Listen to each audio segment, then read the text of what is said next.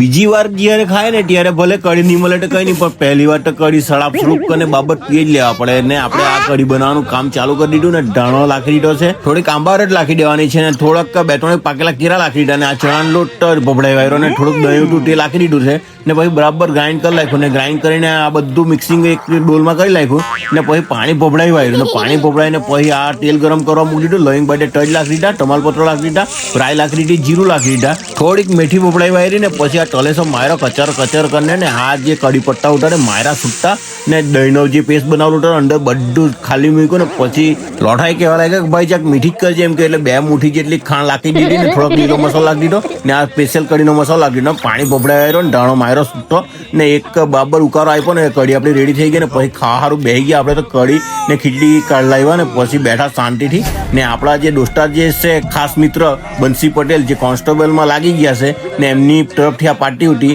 ને એમનો ખૂબ ખૂબ આભાર મેં માનું છું, જે ખીચડી કઢી માટે સમગ્ર ફાળો એમણે આપ્યો છે ને પછી આપણે સાબડાક સુબડુક કરીને ખાવાનું ચાલુ કરી દીધું ને આ આપણા વિરલભાઈ તેઓ સ્વરૂપ સ્વરૂપ કરીને ખાય ને જરાક બી કઈ કામ ટાઈમ જોવાનું બી નહીં ને કઈ નહીં, ખાવામાં જ ખાસ કરીને ધ્યાન ને કે ભાઈ કેવું લાગ્યું કે જબરજસ્ત લાગ્યું એમ કે પછી મેવા બાબર સાબડાક સુબડુક કરીને લીધું ને જબરજસ્ત ટેસ્ટ લાગ્યો ને પછી ખાઈ બાઈને પછી ઊંઘરી નીચે ઊંઘવા સારું જરા ખણ ઊંઘ કાઢીએ એમ કહ્યું તો મેં તો તાઈ હુઈ ગયો ને પછી રમવાનું આગળ લાગી ગયું.